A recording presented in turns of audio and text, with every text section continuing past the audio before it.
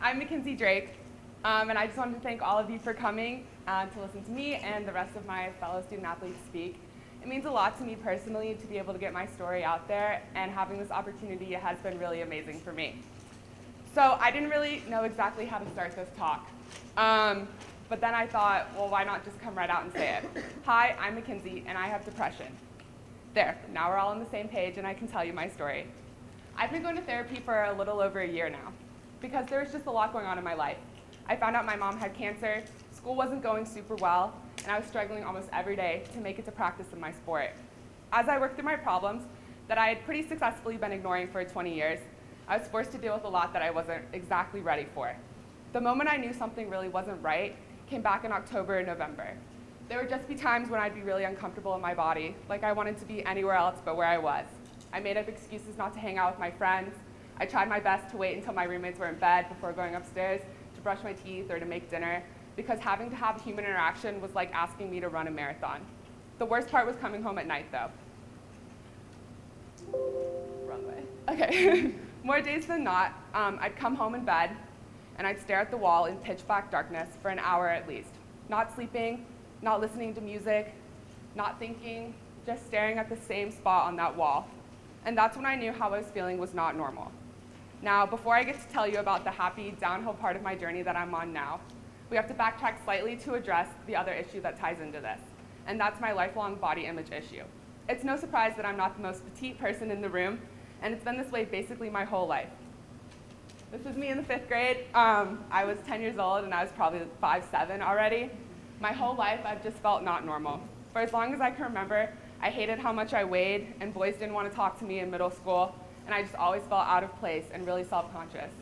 I don't have the stereotypical feminine body, and that would bother me every day. Basically, I would wake up, just hate the way I look, and go about my day. It seemed like no one looked like me, and no one understood what I was going through. My body image issues and my depression kind of go hand in hand. When one was bad, it would make the other worse, and so on and so forth. Flashing forward, therapy had been slowly helping me improve how I viewed myself. I knew exactly where I wanted to be as a person, I just didn't know how I could get there.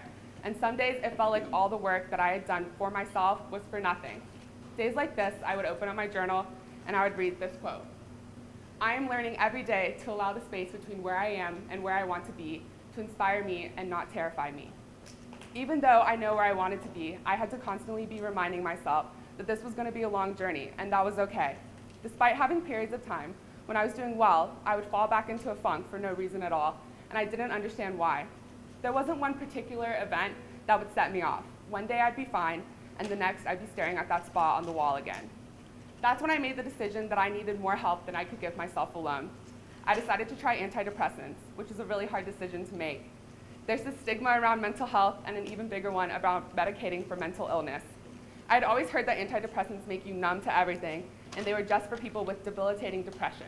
I thought, well, if I can make it to class and I can make it to practice, then I'm not that bad, and my problems aren't that terrible. People would tell me, oh, but others have it worse than you. And they were right, in a sense, but that doesn't mean that my emotions weren't also valid. Around the time I started therapy, Dr. Shannon told me that I needed to have the same compassion I have for myself, for others, for myself. So she told me to write a letter to myself, as if I was talking to a friend. So I wrote my letter, and this is part of what came out of it. Because when everyone else is gone, the only person you have left is you. It's okay to be okay, but it's also okay not to be okay. Everyone has their battle. Yours is not any less important than anyone else's, but the way you deal with it shows who you truly are. It was that ending that I needed to hear the most when I started my antidepressants, because I would have this nervousness to justify myself and emotions to others. Like, oh, well, X, Y, and Z are why I needed my antidepressant.